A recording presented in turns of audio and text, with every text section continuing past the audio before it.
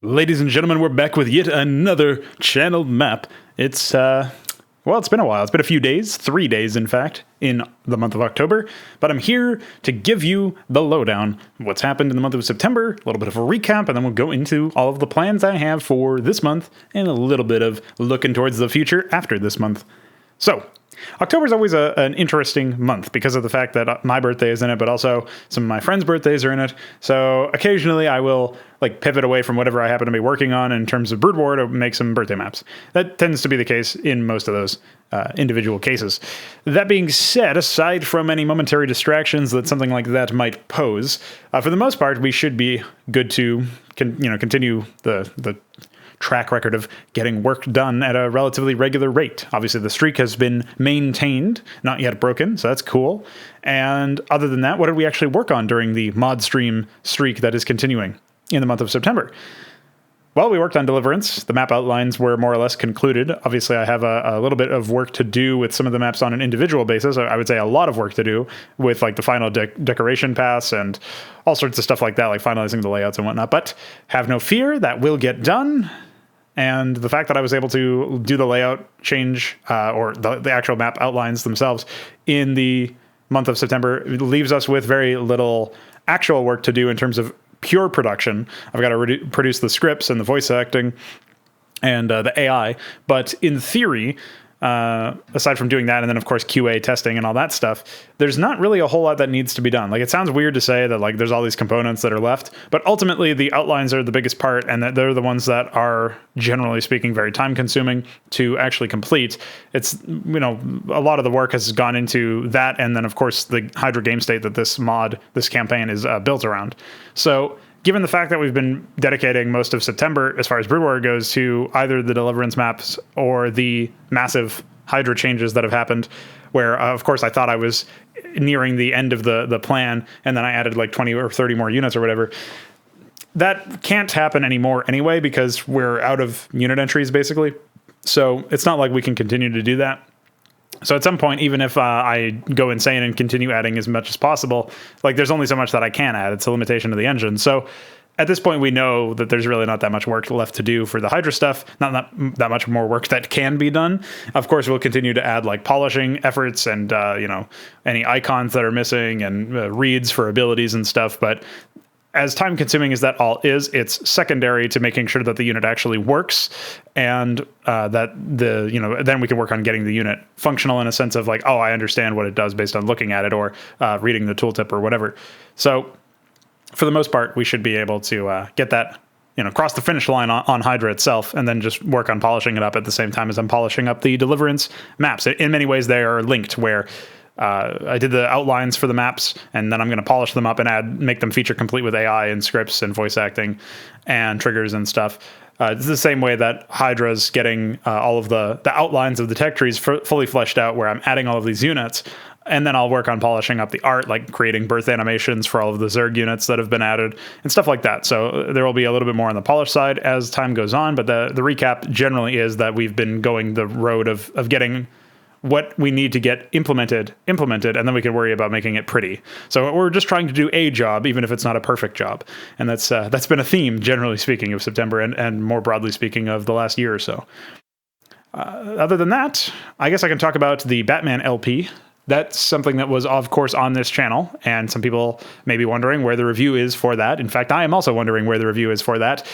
As a result of getting sort of knee-deep in esports content in the last couple of weeks, I have not really had the same amount of time that I thought I would to work on the Batman LP, specifically the review script. It is going to be a scripted review, and as a result, there's going to be a video component where I'm going to be capturing footage and using that as a way to tie in certain points. I think it's really important for a game like this to use samples of the audio and stuff like that, samples of the actual gameplay experience that we had, and try to sort of accentuate any point that I might be making, because I fully understand that most people who are browsing YouTube for gaming content, generally speaking, they aren't really interested in LPs to the same degree that they're interested in somebody's organized thoughts on a review or some sort of review type content. So obviously, when I'm putting together content like a review, in the past, it was very much here's just a rambling mess of thoughts. Sometimes I was more or less composed.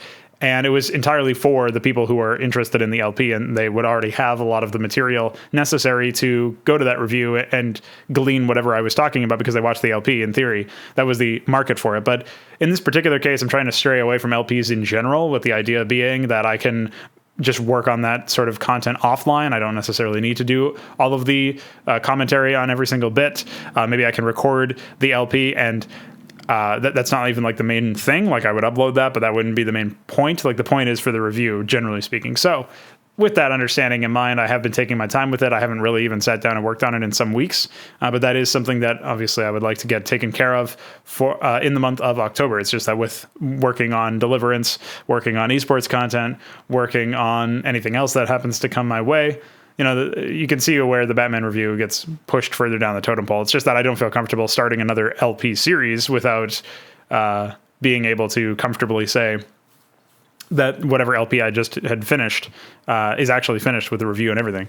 So obviously I don't really want to jump into the next bit of video content there. So we'll get to that. But I did mention the esports channel, second channel with the esports content. There's been a lot of interviews there uploaded. I think I did well, I guess a lot is a bit much, but I've done 3, or I've uploaded 3. I've done a 4th one. I just did that one earlier before recording this one.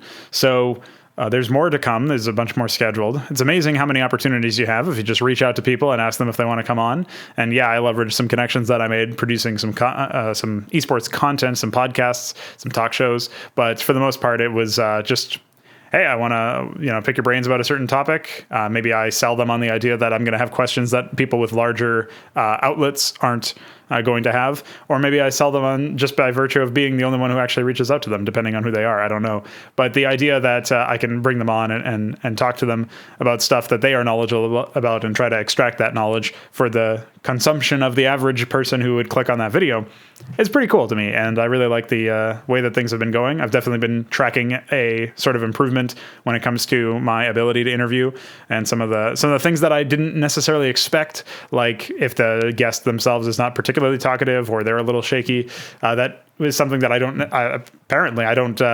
don't take super well to that, because then it almost like rubs off on me and I become a little shaky. So I've noticed stuff like that, try to improve as time goes on. That's been a really rewarding line of work for me, because it's sort of like you imagine I've been dedicating so many years of my life to modding Brood War and making RTS content, and many years of my life now to speaking on a YouTube channel and giving commentary and stuff. But after a certain point, you get to a point where you are meeting very regularly a base level of competence every single time you work on something. It's very rare to see massive strides taken in an improvement. Like you might be improving incrementally, but when you go into something new and you approach it with the same level of discipline that you do in everything else in life, you'll find, generally speaking, that there's a lot more progress you can make from like the first video to the second video to the third video. It's a lot more obvious there, and you can quickly become baseline competent and then continue on from there, incrementally improving where possible and where necessary. And you don't get that level of excitement from stuff that you've been doing for years, obviously. So that's an interesting phenomenon, but nonetheless, still obviously very committed to the Brood War stuff and eventually the new engine stuff. That I won't lie, that has been something that's been on the back of my mind, is the fact that since we are working on a new engine immediately following this full toilet map crap thing, it does make me think maybe it's not really that important to make a quality product with Deliverance. I still think it'll be the best campaign out there, but it's only 4 maps now instead of 7.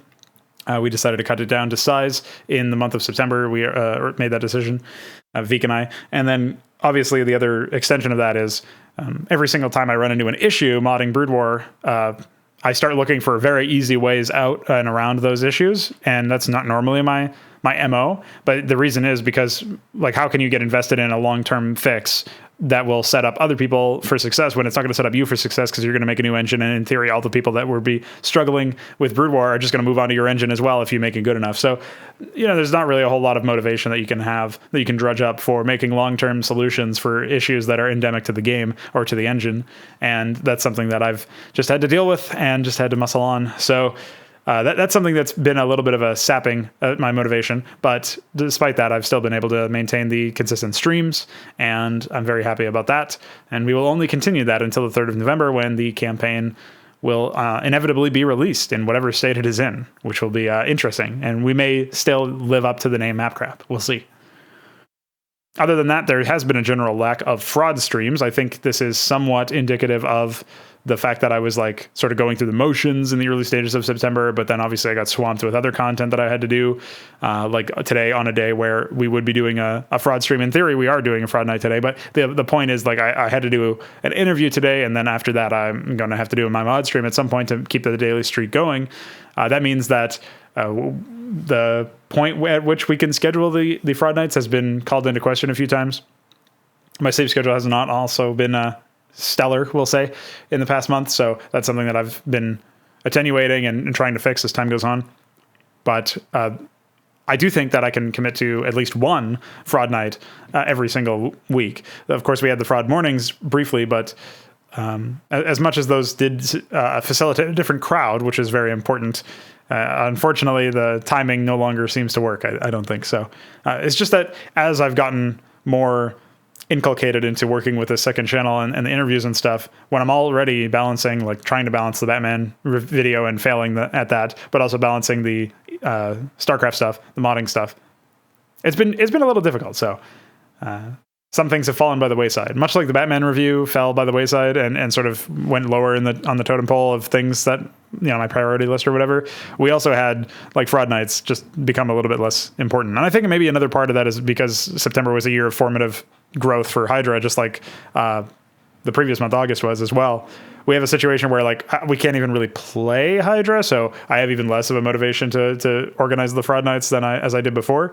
But we found some fun maps to play on Counter-Strike, so at least there's that for the time being until we get to the point where we can actually play StarCraft and bring in some of the people like HYDRA or whatever who only are interested in playing StarCraft, and who can blame them? I mean, HYDRA's just that good, isn't it? So nonetheless, we're continuing on to the part of the topic of the video, or part of the video where I talk about all the things that I want to do. So we'll start with Brood War. Obviously, I want to continue this final push for HYDRA. I mentioned in the previous channel update that it should have been the final push then.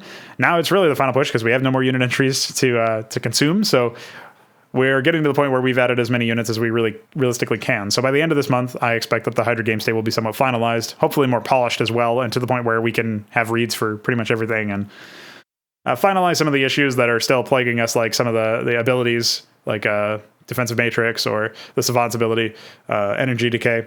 Like there's some issues with them. There's some problems with the way that those abilities are programmed currently, and there's also problems where like it's not actually indicative of what is on the game state document, where it'll say, like, for example, Defensive Matrix is supposed to cleanse buffs. Like, we don't have that technology in there yet. So at some point we got to fix that. At some point we got to handle all of that other stuff. So it's just a matter of figuring out really what the balance is for this sort of thing. And of course, we're going to have to tweak balance itself, not just balancing our timetable, but also balancing the game. That's going to be its own interesting thing.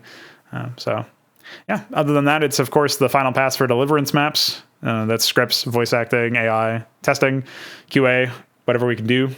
Veek will be instrumental in the AI in particular, and presumably the two of us can test it enough to the point where we are good to go. So I'm mostly going to be helming the like decor as well as script writing and voice acting.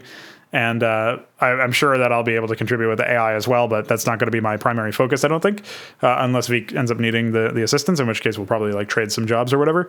But for the most part, it should be a relatively smooth sailing. It's just that we're really trying to finish HYDRA so that we're building on top of a stable foundation instead of something that's already, like, you can't build a new building under construction when you're building on top of an existing building that's also under construction. You know what I mean? So that's sort of the analogy I'm going for right now.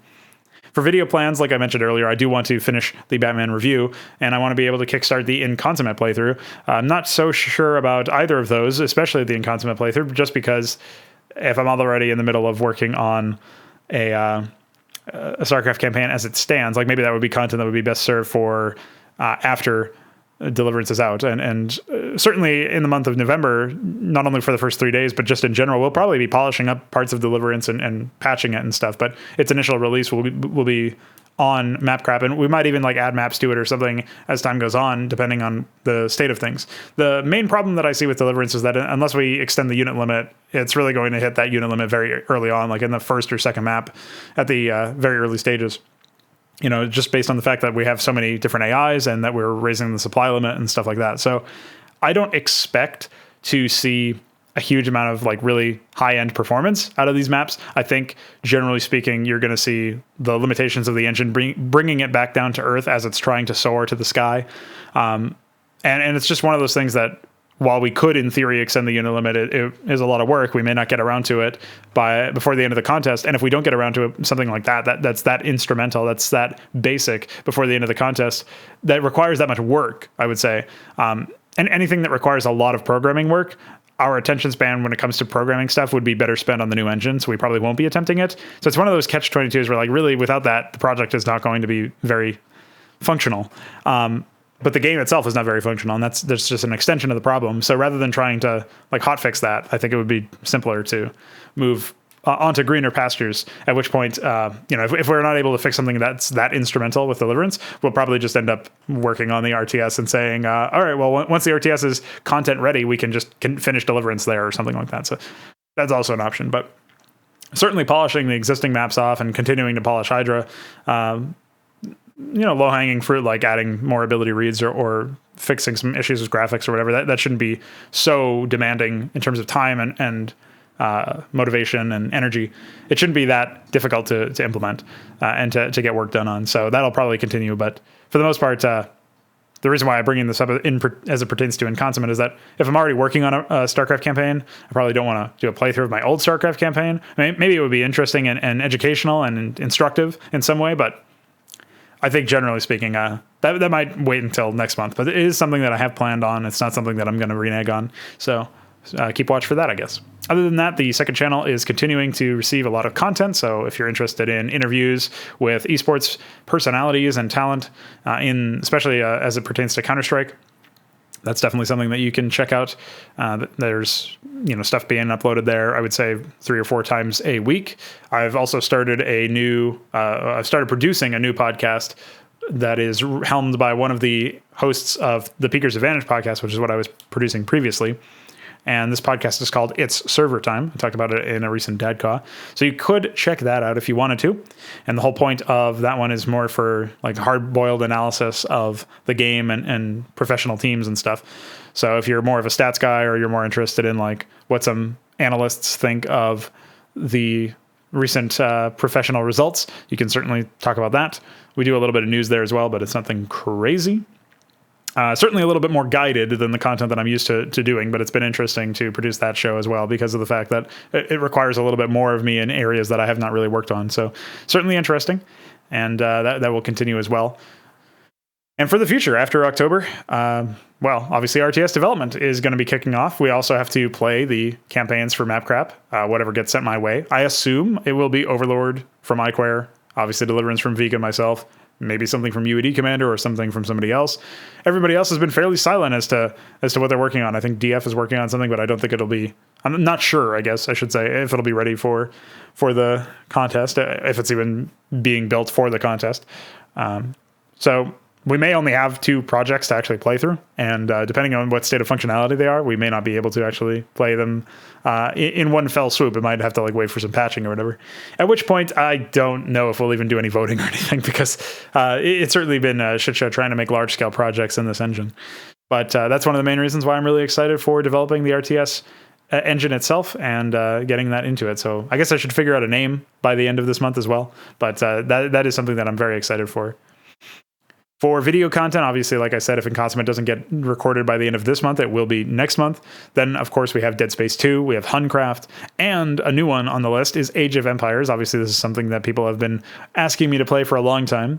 I don't really know how to approach the first game. People have said that it's very long, but I think in the case of both Age of Empires 1 and 2, if I'm not interested in actually playing the game after I complete some of the early, like, initial campaigns or something, like if I say the game released with like 2 campaigns or whatever, for the sake of argument, I'll play through that initial content. And if I'm not actually enjoying my time with the game, or if I don't see much value in continuing that, I probably won't. And that'll be the same thing for Age of Empires 2, although for all I know, there's a lot of official content that came with the initial release of the game. In those cases as well, I don't actually know how many levels initially shipped with it. So we can at least guarantee that. Of course, there will be continued esports coverage on the second channel. Particularly, I'm not sure if this will be going up before the end of the month, but I would like to start an esports talk show where we talk about things that are I guess it would be in essence another like news, similar to like by the numbers or what Peaker's Advantage was before it stopped being produced for whatever reason. So like maybe it would just be another one of those, in which case I guess the identity would be more on the person I do it with. That's one of those things that unfortunately I do need more than just myself for. One of the things that I've been thinking about lately is the fact that one of the major reasons why I was slow to start with some of this, the interviews that I did, where I started one and then like, I think it was in August, I did one and then the rest of them were more recent.